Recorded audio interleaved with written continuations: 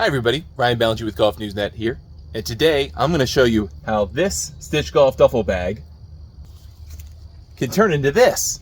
Say hello to the Stitch Golf Mutt Bag. Hi, welcome back to the channel once again, and today our review for you is of the Stitch Golf Mutt Bag, which stands for Multi-Use Traveler.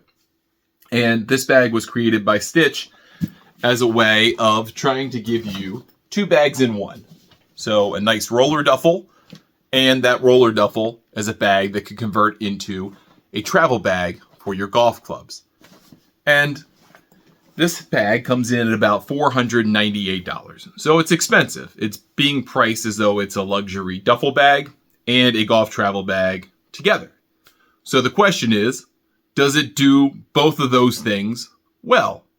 So we've taken a look at the bag. I've taken some trips with it recently. And the bag is really, again, meant to be practical. So if you want to go for a weekend and you need a roller duffel, you could use this bag. If you want to go travel with your golf clubs, you could convert it into that golf travel bag from the kind of standard duffel setting. So let's tackle some questions about it first. First, is it pretty easy to transition from one style to the other, from duffel to golf travel bag and golf travel bag back? And I would say the answer is yes. Based on my experience, it probably takes me anywhere from 35 to 45 seconds, maybe a minute if I'm moving slowly, to convert the bag from one way to the other. It does so through a simple mechanism. There's a part on the back here that you have to deattach. It's just Velcro. Just attach that there. And then there is a zipper that moves all the way around the bag itself. And you unzip that, ultimately detaching it from the bag. Then you can pull out what's inside, and the guts inside are what extends out to become the golf travel bag. And then inside the storage component of the duffel bag, there is a zipper that you have to unflap, and you can fold down or back, however you want to use that. And that's the way you get the golf clubs into the bag. So at the end of the day, you either have a roller duffel bag or you have a roller golf travel bag. So the transition is pretty easy. The next question is there enough room in the bag to store a fair amount of clothing or things that you might need if you're going to travel for a weekend? And I would say yes, to a degree. It's not going to be the biggest duffel bag that you use. I have a duffel bag that I often use for 5 or 6 days of travel that'll hold a lot of clothes. I also have a Stitch golf bag that's a great just weekend duffel bag. It folds out perfectly, kind of folds out similarly to this, but flat toward you, makes unloading and loading extremely easy. It's a beautiful bag. I love it. It's perfect for weekends. That bag and this bag have similar storage. So if you're going away for 1 day, 2 days, 3 days, I think you can have enough storage in here to be able to do what you need to do, get your shoes in, get your clothes in, and be able to take this where you need to go. And unlike the other Stitch bag that I have, that kind of weekender style bag, this has the benefit of the pull-out handle and the wheels. So that's a nice add-on to it. Also in the space where you kind of have all of the folded down golf club bag guts, you could put a pair of shoes in there. So you could do that. And then in the front of the bag, there's that top pocket that you have to work with. Showing it off here real quick. And you could put some additional things in there, maybe toiletries, maybe a shirt, something along those lines. So you have a little bit of extra storage there. So I think a fair amount of storage for 1 to 3 nights of travel, or 1 to 3 days of travel, depending on what you're doing with it. I think the bigger question people will have about a bag like this is, how good is the golf travel bag in terms of performance? And there are some complications compared to a regular golf travel bag, right?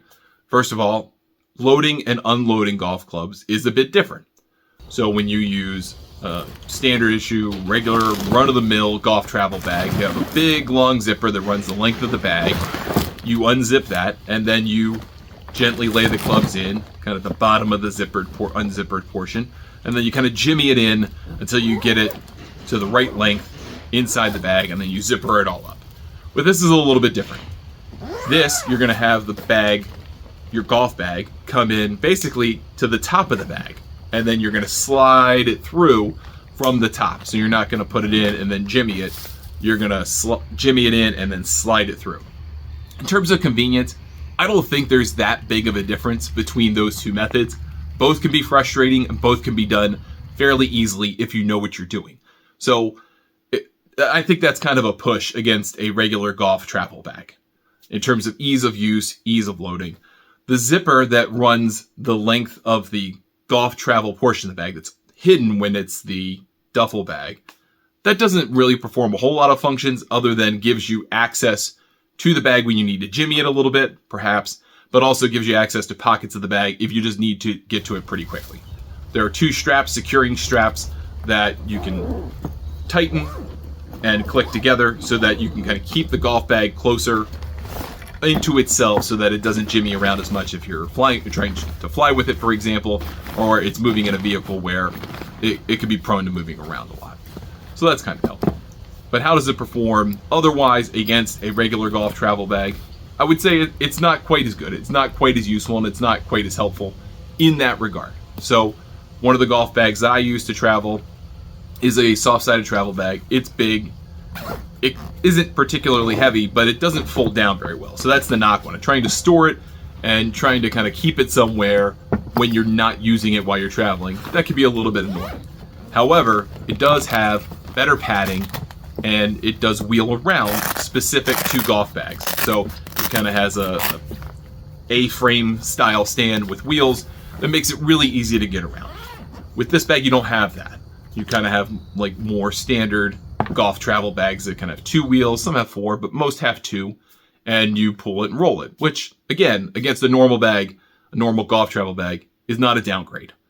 But in terms of the padding available on the side to protect your golf clubs, that's not as evident there. That it's basically just the outside shell. And so you may have some padding at the top of the bag, to help your club heads kind of stay intact. But you don't get as much with that with the body of the bag. And that is a bit of a concern. You also get the storage at the bottom of the base, which is very similar to a golf travel bag of standard issue. So really the vulnerable part is the middle. And that could be a concern for some people. They do ship this now with a torsion bar so that you can protect your golf bag and your golf clubs.